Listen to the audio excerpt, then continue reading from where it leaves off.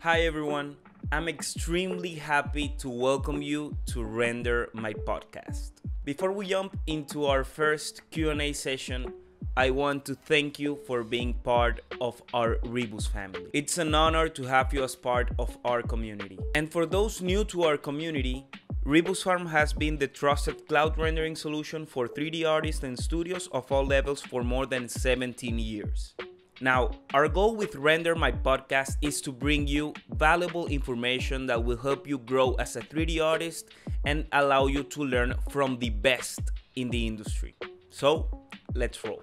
Hi, guys. Welcome to the first episode ever of Render My Podcast by RebusFarm. This is our new session, our new podcast, and I know that you guys will have a lot of fun here. And there's no one better to start off this project than an incredible artist boasting years of experience and a wealth of knowledge to share. In 2014, he completed his first realistic 3D portrait. Over the years, he has come to understand that a portrait is much more than just a physical representation of someone. It's not simply the outer likeness, but a representation of the inner self. A portrait should reveal who someone is and what makes them human. He has been part of amazing films and series like The Mandalorian, Spider-Man, Far From Home, John Wick 3, Batman vs. Superman, and many more. His work is worldly known in the industry for his impressive skills creating character art. I'm talking about the one and only Mr. Ian Spriggs. Welcome to Render My Podcast. It's a great pleasure to have you here. Hi, Ian. Hi, thanks so much for having me.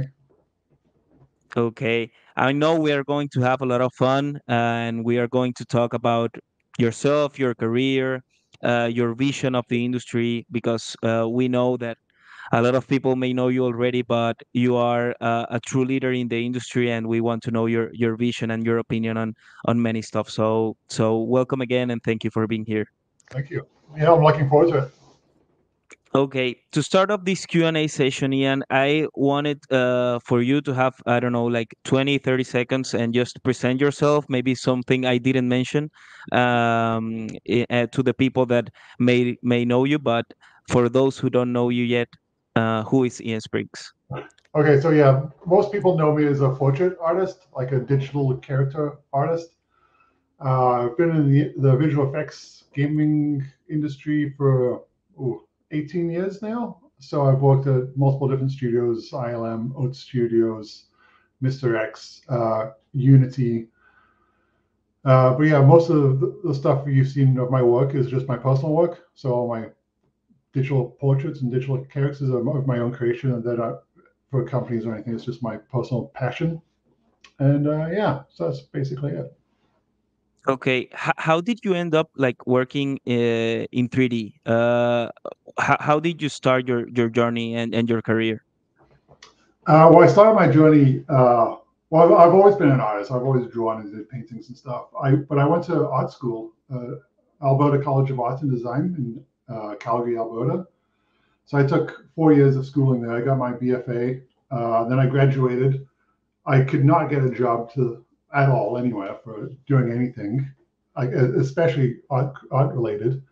And so I realized it's like if I want to get a job being creative, I got to learn like the digital medium. So I ended up going back to school at Seneca in Toronto, and that just basically shifted all my art skills into the 3D skills. So it was just like kind of learning a new tool. And then from that point, that's when I was able to get jobs. So my first job was at Stars Animation, working on Veggie Tales. So it was pretty fun. It was like some cartoony stuff to begin with, and I just kind of took off from there. And it's like I've always been driven to characters and portraiture. I've always been drawing faces, and so in my industry, I slowly moved in more into the character-related work, and then I just became more recognized for that. Were you expecting like such success when you started? Did you see like a future full of a lot of projects and a lot of success for yourself? No, not at all. Like when my first job paid $37,000 Canadian in a year, so really it's not that much.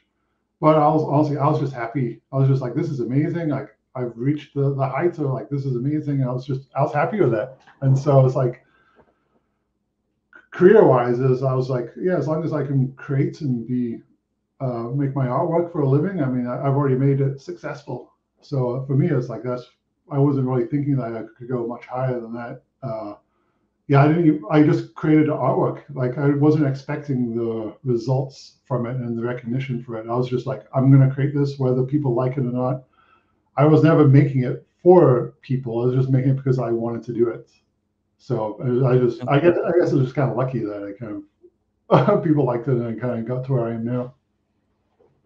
Okay, if you had to define like your career or yeah, like make it short in a short sentence, what are those like three milestones or moments that you think defined your career?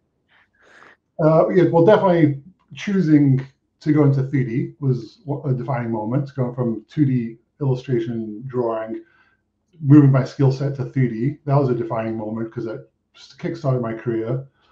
Uh, I'd say my first self-portraits, the one you mentioned in 2014, that was one of my second biggest career advancement because I like doing characters, but usually in the visual effects industry, there's a lot of deadlines and schedules to be met. So you never have the time to like push the characters as far as you can. I was working at a company called Mr. X, which I really liked and enjoyed, but the deadlines became so tight that I felt like I could never fully commit to a character. So I decided to take some time off, just work on a character and just see how far I could push it. So I quit, took 2 or 3 months to do my self portrait. And I was pretty happy with the results, and I posted it and I got a lot of recognition from that. And from doing that, it felt amazing to me that I was able to create a portrait like that, and that opened me up to being a portrait artist. Before that, I was a kind of a character artist, but at that was my turning point of being a portrait artist. Okay.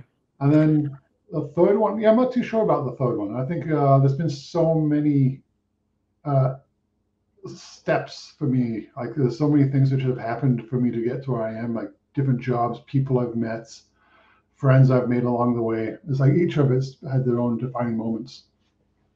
Okay. Do you think that deadline, the aspect of having deadlines, and it's so normal in the industry to like be under pressure, do you think that's like a limitation of your creativity for your creativity and your work, or something you just have to deal with and to be part of the industry?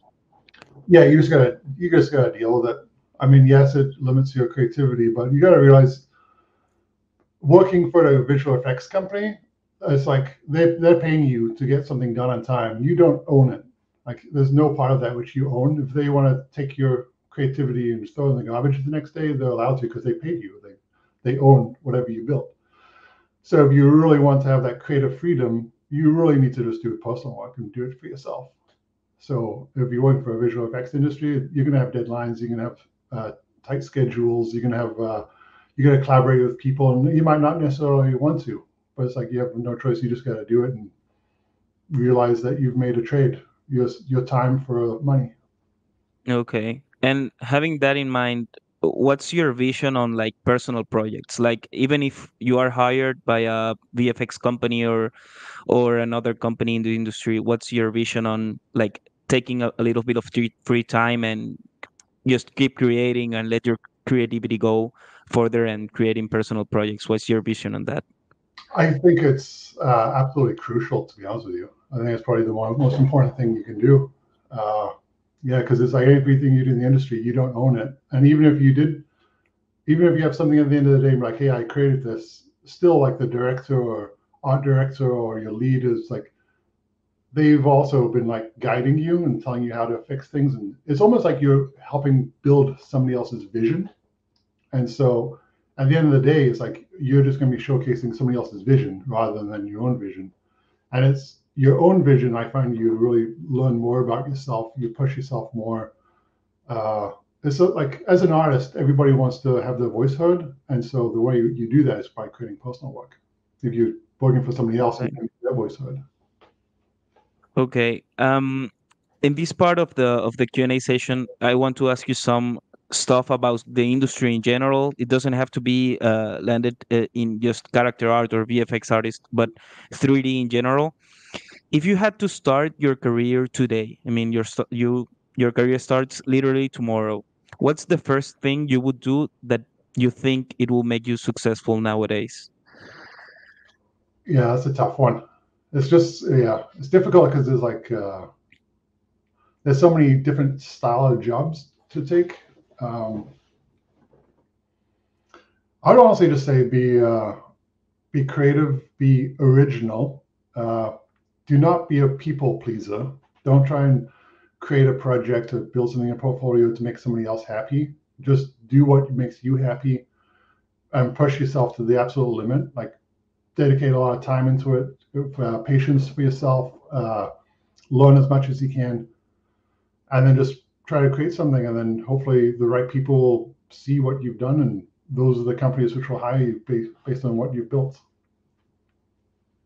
Um, in the last couple of days, I was talking to a friend. He's a 3D generalist in RebusFarm, and he said like that talent and skills is what makes you different in the industry. Skills wise, if you had to hire a 3D artist today, what skills do you think will make the difference? What skills are you looking for someone in someone for today? Uh, well, it's different things. Like if I was to hire a character artist, there's different options you could go for. I look for people who are able to push that last 5%. So to get outside the uncanny valley, because as you're building a character, the first 90% of it looks okay, and then all of a sudden you quickly go to the uncanny valley, and that last 5% is what gets you out of the uncanny valley. So it's like hyper realistic believability. If you can find somebody who can know what the uncanny valley is and how to get past it, that's an asset because it's very hard to teach that stuff. If you're not at that point yet and you don't know, you've not got the skill sets to learn that, what I look for is somebody who can make that first 90% but do it clean and it's like with no errors. There's a lot of times where somebody will do the first 90%, hand me off the asset, and I'm just looking at the asset and it's got all the naming conventions are wrong, the groupings are wrong, it's got namespaces, stretched UVs, and it's just like, sometimes it'll take more time to clean it up. So if you can't do that last 5%, at least do that first 90% flawlessly and just make sure that looks clean the best you can. So that's something else I'll look for as well. So just, yeah. Okay. And talking about portfolio, what do you think someone that is just starting that doesn't have like a personal brand made up yet, what should a portfolio of a 3D artist in 2023 look like, or what should include, and how to get clients just based in the portfolio? There's different approaches. My approach would just be like build what you love, because if you end up getting a job building what you love, you're just going to love it a lot more.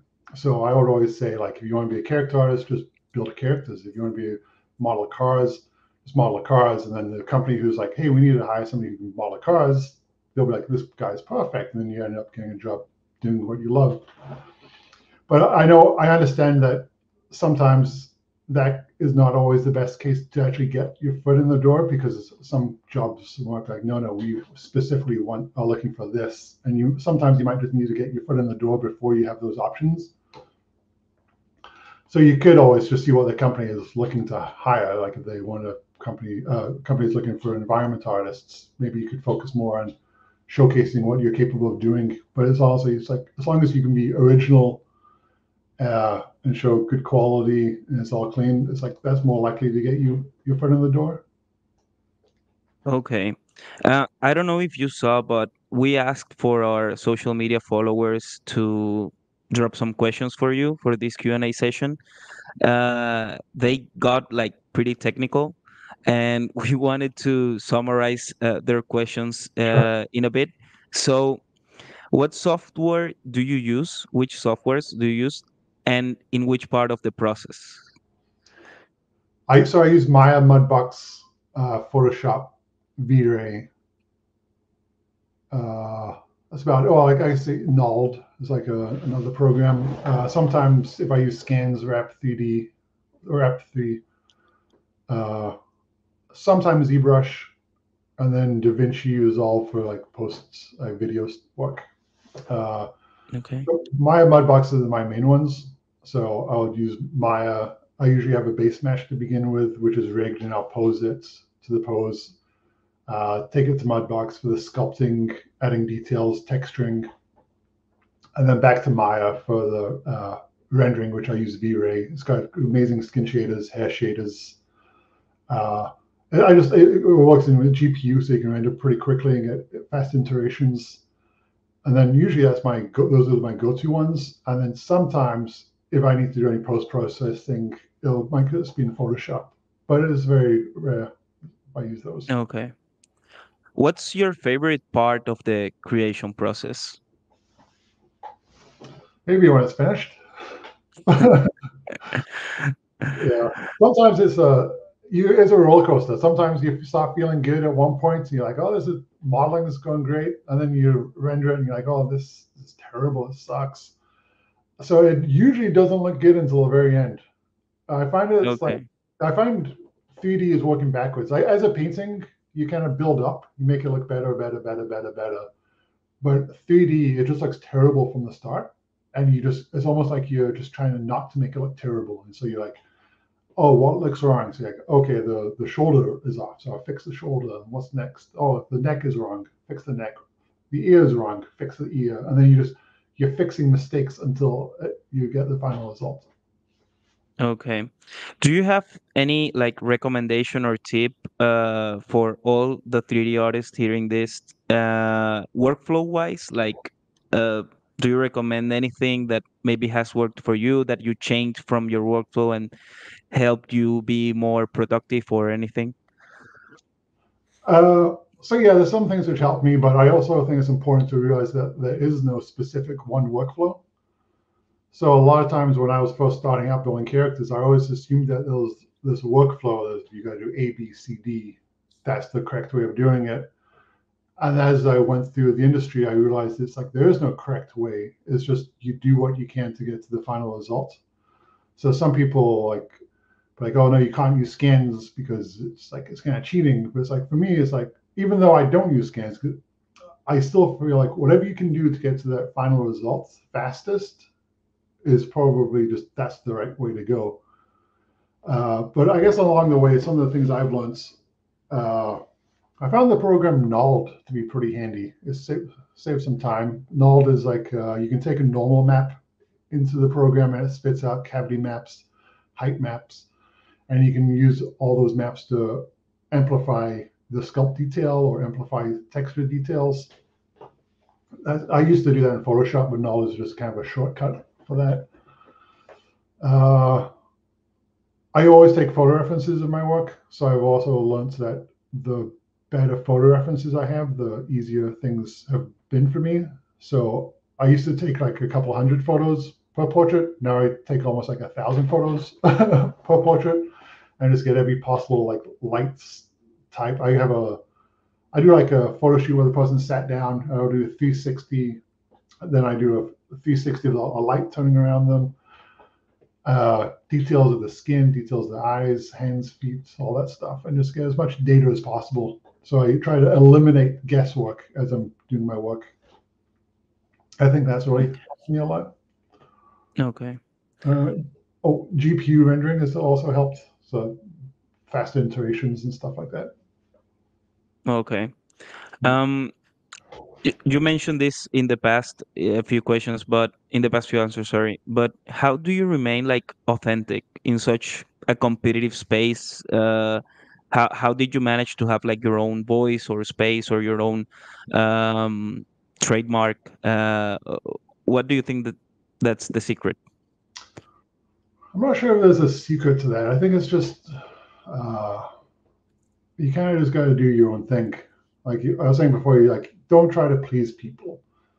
Like I think a lot of times when I do portraits, people would sometimes I get comments like, "Oh, I can tell it's CG because the head's not quite right," or "I can tell it's off because the mouth skin shade is not quite right, or something weird. And I'm like, but no comments would ever be on the emotion it evokes or the mood the portrait's giving or the type of person it is. It'll never be about the artistic side, or also be about the technical side. And I never really cared about the technical stuff.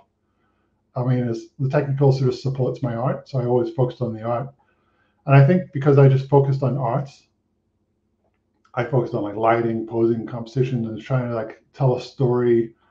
How can I express this human being in a way which really portrays him? So I play around with different color lights or different types of poses and just different elements. So I've just been in a lot of exploration in that moment, like in those things. So I think exploration really helps drive stuff forward.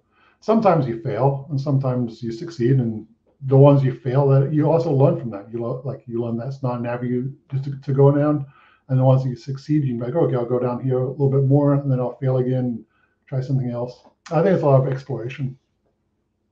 Okay. I'm going to ask you now just questions that our followers wrote for you in our social media channels. One is like really connected to the character art. How are you able to produce facial expressions that have character, even when there's like a relaxed face in your portraits? What they think that your portraits like look different from the usual generic pose Mm-hmm. that's out there, and how are you able to produce those facial expressions? Yeah, so you got to realize your face and eyes especially, they can never not be doing something. So if you're gonna take a photo of, like, if you have a blank face and you take a photo of them in a photo studio, for example, they'll probably have an expression which is a little bit more serious. But if you took another photo of them outside in a more relaxed environment, they would probably have a more chill expression, because they're thinking, and it's like whatever you think, your eyes portray. I mean, your eyes and brain are basically connected. So even when you have a static face doing nothing, you're thinking of something. So you've got to really think about what that subject is thinking about as you're creating it. So even if it's just like, hey, I'm going to take a photo of you, you're not doing anything, the guy is probably, or the subject's probably thinking like, okay, I'm shy behind the camera, or I can't wait for this photo shoot to be over, or I can't wait to go home, play video games. Like there's something going on in his head, and you have to, whatever that is in his head or her head, you've got to portray that into the portrait. So you can use a composition of lighting, pose, or whatever, just to amplify that thought. Okay. Another question that popped up is it feasible to learn hyperrealism if I don't own a high-end machine? Like this is a good question because I know in a tech space, your gear and your computer is quite crucial. What's your opinion on that? Oh yeah, 100%. Yeah, I think my first machine, I got it like 2012. I spent like $2,500 on it, which is not really that much for a machine anymore. But I think I did almost like all the portraits up to, I think, 2018. All the portraits from 2018 sooner were done on this machine, which was just, it took like an hour to render one frame. Just like a 2K render of one frame would take me like hours. But it's just, I would watch like Game of Thrones on the side, I'd press render, watch a little Game of Thrones, and then go back to the render. And it just takes longer. And it's a little bit more frustrating, but you can definitely do it. Okay. And I saved this for last, but I think this is one of the bigger controversies across like all industries. What's your opinion on AI? Do you think it will take jobs from 3D artists, or do you think there are processes that AI can actually help you do your work better? Yeah, it's a difficult conversation because it's very unknown at this point in time. Like, we all have a fear that the AI is going to take our jobs, but we don't know exactly how, and exactly how we're going to have our creative freedom still. Like, how are we going to work with AI? Like, maybe the future is like AI is really going to be worked hand in hand with artists. I think, yeah, but it's like AI could just take over entirely and we lose complete creative control. It's kind of difficult to say at this point. I think it could really help artists. It will open up a door to new possibilities. If you think about art history and how photography came out, photography was able to do what paintings weren't able to do. Paintings always are trying to achieve photorealism, hyper-realistic, believable humans. And all of a sudden photography came out. And all of a sudden now you have a 100% photorealistic, super realistic person. And people are like, well, now what's the point of painting anymore? Because you can just recreate people exactly one-to-one. And what happened at that point was expressionism was invented, cubism was invented, all these new avenues of art was exploded, and it's like this. They discovered a way that what photography could not do, and I think AI, we're going to do the same thing. I think we're going to it's going to take away some of the creativity aspects of things, but as humans, we're going to discover new possibilities of something AI can't do. But yeah, it's going to be a tough road. I think you're going to have to learn to adapt, learn to grow, learn to implement it into the workflows, and just see what happens. Okay. In that sense, what do you think the future of the 3D industry looks like? Like, are you able to make a like a prediction from now to 5 years? Uh, yeah, it's kind of hard to say because I know AI is moving pretty quick, but it's still not taking over any jobs in the visual effects industry yet. Because my work is still relevant. People still need digital humans. I don't know when the takeover would be. Yeah, it's hard to say in 5 years because even 5 years ago, it was like the industry, even without AI, the industry has been growing so fast. I remember when scanning stuff came out, I thought that was going to be the end of my career because it was like, well, nobody's going to want me to build a character when they just scan a character. Then I realized it's like, oh no, like scanning's not taking over. It's just made things a little bit easier for clients and make things more believable for like everybody over, like throughout the industry. But yeah, to be honest, I'm not quite sure how it's going to turn out. One thing I'm concerned about, I'll say for sure, is I don't want people to lose the skill and talent because I know you can just prompt an image now, and I think if you can just prompt something instead of creating something, I think there might be a huge loss of talent and skill. And so I think that skill and talent might become more of a commodity. Mm, that's interesting. Yeah. Um, for this part, I'm going to move to some happier topics, like the movies that you've worked for. Um, when you started, like, what was the first movie you ever worked for? Veggie Tales. It was Okay, like for 5-year-olds, 6-year-olds. okay, and uh, being it like your first experience, when did you know that you wanted to work in a second one and a third one?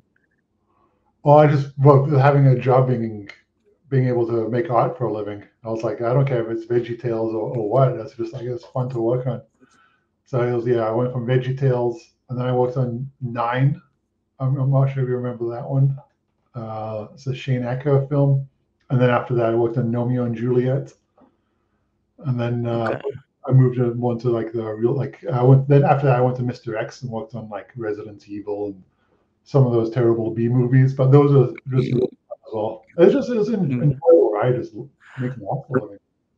Are you a movie fan? Like, do you watch a lot of movies? Yeah, quite a bit. What was the first one, if that happened already, that you were like, oh my God, I'm going to be working in this movie?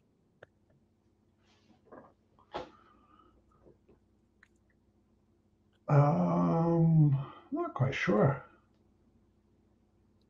Yeah, like there's a lot of times I'm like, oh, I'm working on this movie. This is going to be amazing. I think Pacific Rim. I was like super stoked to work on that one. But then once I started working on it, I got stuck into being a previs artist, and I was like, oh, this is not fun. So even though I was super stoked to work on the movie, it wasn't a good. It wasn't an enjoyable experience. I think I would care more about an enjoyable experience than working on a good movie. Okay. For this, this was the little surprise, not that big. Is a lighting round. I'm going to ask you 6 questions, and you just have to answer with whatever popped in your mind first. It can Oh, be like a 3 second answer. It doesn't matter. okay. So, name one thing that inspires you. Art. First 3D audit that pops in your mind right now. Probably Marco DeLuca. Project you feel the most proud of. One of probably my second self portrait. Project you feel the less proud of. Uh, Probably one of the early portraits I did. One of the earlier ones. Uh, Movie that you always wanted to work in. I, I don't know. I don't have one for that one. I think like some things like Avatar would be cool to work in, but then it's like I don't want to spend all that time. I'd rather just do something more enjoyable where I have more to say. Okay. And one unexpected hobby of Ian Springs. I quite enjoyed boxing. That is quite unexpected. Yeah, yeah. When I was at Oat Studios, they set up a boxing class during lunchtime, and so we would just go. It wasn't real boxing; it was just like training, just like sparring and doing push-ups and stuff. But I really enjoyed it. I've not done it in a few years, but I really enjoyed it. Who's your best friend like in the industry? Like someone that you met working and had like still is your friend or Oh, there's so many people. Sean Showing is one of my good friends. He works at Unity. He's been really helpful, just like technically wise, artistic wise. He's really helped out. Neil Blomkamp, director of District 9. He was a good friend. Working with him has been amazing. I ended up working with Carl Lynch for a bit. That was a fun and crazy experience. I really enjoyed that. I think, yeah, that's Kim Jung Ji I met. Like he was an amazing person. I honestly like I've got so many people and friends who have okay. influenced me. That's why I do so many portraits because I just like I was like everybody who influences me, I try to do a portrait of them. So all the portraits you see of people are mostly people who have influenced me in the industry. Um, are those like gifts in sometimes or just work? Usually just work. Usually if I'm like, hey, like this person has influenced me, whether in the industry or within life, I'll try and do a portrait of them. Okay. Um, I heard like in a past interview or podcast you had like you get a lot of inspiration from art. You actually just answered art. Uh, why do you think that happens? Like you find inspiration there, and what would you recommend to people or to 3D artists that need some inspiration? What's like a good exercise to do? So yeah, so why I get inspiration from art? I mean, for me, like the Renaissance period, like Caravaggio or Rembrandt's, it's just like they painted stuff, and I think it's just perfect. It's just like you look at their work, and it's just like they were like the peak of like art. I find, in my opinion, and I was just like I can look at it and just be like, I don't even know how they can be so creative, make something so beautiful and like the skill set and talents you have to create something like that is just it's just like mind boggling. And so I've always been trying to figure out why I like it and like how did they get to that point? How can I take from them and put it into my own work? And I think that maybe to find inspiration, you just got to find something which stands out to you. But when you look at it, try and understand why you like it. Don't just be like, oh, I like this painting, but like why? Ask those questions. Why do you like it? Do you like it because of the composition, because the story? Like what part of that thing speaks to you, and how can you take that inspiration you took from that and put it into your own work? Okay. Okay. Um, this is an out of context question. I actually just asked one of the filmmakers here in the building to ask you something. He actually doesn't know who I'm talking with. So he just asked, "What's your favorite food?" Probably salmon, salmon and salad. Okay, okay. Yeah. And since you're the first guest of Render My Podcast, I want to give you please give us a question to ask to the next guest. We don't have it confirmed yet, but just like an out of context question to the next guest. And now a context question. Uh, um, what are the favorite artists? What are the top three artists? Yeah, what are the top three artists? Whether it's living, alive, or Okay. yeah. Can you answer that? I'm interested now. Uh, I think Rembrandt would be one of my favorites. Caravaggio, um, Ron Muick is pretty good. Uh, Anthony Golmi is pretty good. Yeah, there's so many. I just Okay. yeah, Marco Barilla is pretty good as well. Yeah, this it just it depends. It's like what mood I'm in. There's so much good art out there. They all have a different. It's like reading a book. Sometimes like this book, sometimes like that book. It's just yeah. Okay. Um, in your free time, what do you enjoy doing? Like, what's something that you would do if you had I don't know, like a week of free time? I'll probably do another portrait. I think. Okay. Yeah. Do you have it in mind already, or just a portrait in general? Yeah. My next portrait is probably going to be of that artist Woodkid. Uh, Okay. he did a whole bunch of soundtracks for Arcane. He came out. I went to his concert like was it 10 years ago, and I was just like, wow, this guy is amazing, and I just loved the concert. And then just randomly, I ended up meeting up with him, and we hooked up. I became friends with him, and then I was like, hey, let me do your portrait. So I'm going to do his portrait next. Okay. In Render My Podcast, we are also creating like a playlist. Do you recommend like any song to get, I don't know, something? I don't know if you work while listening to music, but if you do or if you don't, what song we should include? Oh, that's a tough one. Here, let me just check my Spotify. Hold on a second. What do I have on my Spotify? Like each week is something different. Did you get to check like your Spotify Wrapped, the like the most listened to artist in the whole year? I don't like that stuff. Usually I'm not a big fan of like the most liked popular stuff. I usually just go to the Discover Weekly, and so anytime you like a song, Okay. it'll make a playlist for you for Discover Weekly. And so, oh, actually, do you know what I do like? One song I do like. I can't remember the name of it. How do you pronounce this? Clang Carousel, the Given Ghost Keeper. Yeah, let me. Okay. You remember this one? Do you remember that one? Yeah, I put it on my latest portrait because I was like, this is a cool song. It makes me want to. Okay. Yeah, I think people will like that this is the first song in the playlist. Yeah, Yeah, it's quite gets your mind going. yeah, exactly. Ian, thank you very much for being here. I mean, it's a pleasure, man, and it was a pleasure talking to you. If there's something that you want to say to the first audience that hears this podcast, the mic is yours. Is all yours.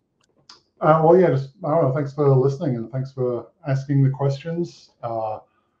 Yeah, I know there's a lot of people coming into this industry which probably have a lot more questions and just yeah, I just probably just I don't know, just make sure to be creative, be yourself, and try to have fun. Don't be so stressed about the industry and all that. Okay, thank you very much, Ian. Thank you so much. Okay, bye. Bye. So, guys, Ian Spriggs, everybody. It was a pleasure to have him here, and hopefully, if you like the podcast, please subscribe and see you in the next one. Bye bye.